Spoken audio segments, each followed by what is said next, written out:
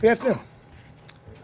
I would like to start just to clear up one situation. The Sunday after our Louisville game, I met in my office with Ian Thomas and his father to discuss Ian's future with the team and the program, at which time I wanted Ian to stay in our program. I thought he would have been a quality player and a quality person for us. In those discussions, the idea of him playing baseball in the future did come up. And at the end of the discussion, I asked Ian the question, are you okay leaving your team at this point in the season? And his response to me was yes. Now, in those discussions, his father did most of the speaking, and Ian was very respectful of his father. But once Ian had confirmed that he was okay leaving the team at that point in the season, I felt it was probably in his best interest to do so. And since then, I've waited for a release request from another school. I have not received any. Other facts that I think are important to the story, our Director of Academic Support for Athletics, Scott Walker, was contacted by Ian's father prior to this, no less than 2 times to discuss Ian playing baseball here at Rutgers. At some point earlier in the season, while Ian was still on our team, he had a conversation with one of our captains, Jamal Morrell, in which he stated his heart was in baseball.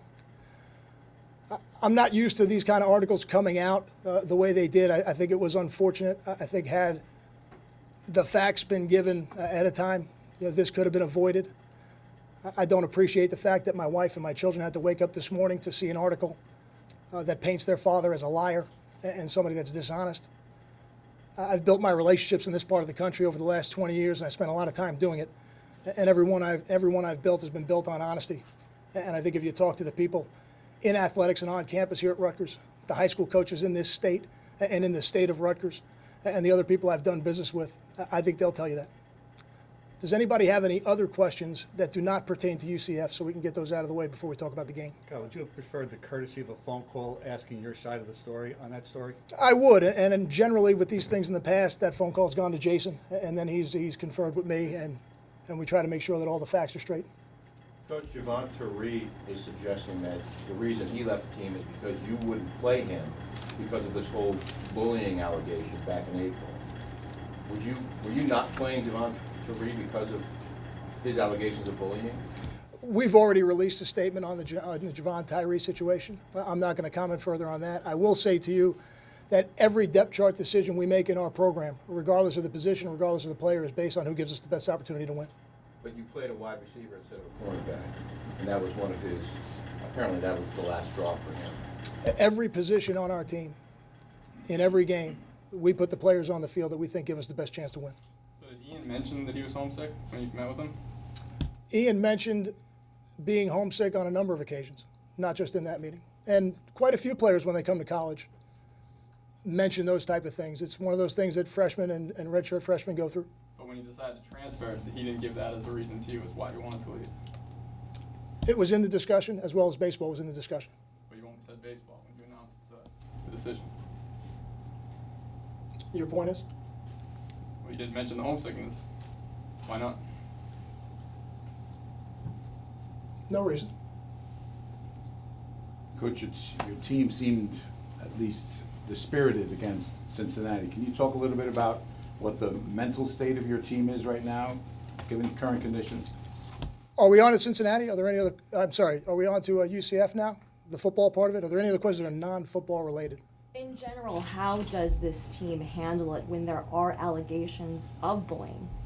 I think you're going to have an opportunity to speak to some of our players today, and I think you can ask them that question directly. I have seen nothing but a spirited football team with a lot of energy, getting ready to play an excellent team in UCF. Are you satisfied with the situation with Javonte Reed and how it was resolved? I've already made it. The university's made a statement on the Javonte Reed situation. I'm not going to comment further on it. What is Coach Cohen's status, and how do you think this all reflects on him? Coach Cohen right now is our defensive coordinator. I'm not going to make a further comment on that right now as we get ready to play a game. Is there anything that you can say about the situation with Tyree and what's been learned? Everything that we're going to say about the Javonte Reed situation at this point is in the statement. It will not be revisited and there will not be another review? I would not say that. I just said everything we're going to say right now is in our statement. How in general do you think you and the team are handling, and internally people are handling the things swirling around? Has it been any sort of distraction? I think everybody's aware of it.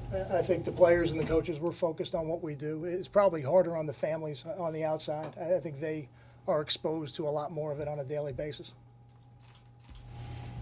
Coach, going back to the basketball situation with Mr. Rice and Julie Herman and now this, is this an institution in your mind that is ready to take the next step? Define what you mean by the next step. Joining a new conference, national exposure, et cetera. I can't speak for the university or the athletic department. I can only speak for the football program, and I know that the future of our program is moving in the right direction. And I know the players in that locker room are excited about the future of our program, and the players in recruiting that are committed to us right now are really excited about the future of the program. But internally, we are focused on one game. And that's all we can do right now is be focused on being 1-0 versus UCF. You know, all the big picture things are things that I have to deal with on a daily basis. But for the players and the coaches, we better be fully engaged in the game plan for UCF, or it's hard enough to be 1-0. If you allow those things to distract you, it gets even harder. Does Coach Cohen have your confidence and support heading into UCF? Coach Cohen's our defensive coordinator, and if I didn't have confidence in him as a football coach, he wouldn't be that. Will it be good to hit the road for this team to maybe get away from distractions? I don't know that. I've heard people say that before, but even when we're at home the night before the game, we go to the hotel, and the routine is pretty much the same. This day and age, I don't know if you're ever secluded with cell phones and social media. I don't know if anybody's ever completely isolated. What do you think you've learned, Coach, from the way things have gone down just in the last 72 or 96 hours after the Tyree matter became public?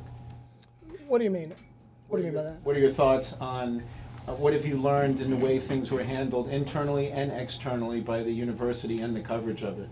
I can't comment on how the university has handled something externally. I can only comment on how I handled it within the football program. And we released a statement on it, and I'm very comfortable with how I handled it internally. Do we have any other questions pertaining to the football game? What kind of things can you work on here in a short week to shore up the defense and secondary just as much as you can against another team that's going to throw it? You have limited time, and you got limited things you can do on the field because you got to make sure that their legs are ready. And I think when you have a game plan like this, you have to really rely on the things that you've done over and over again. You got to rely on the repetitions you took in training camp, the repetitions you've taken in each practice week. I think those things are critical. Thanks, Tom. Thank you. Thank you, Coach.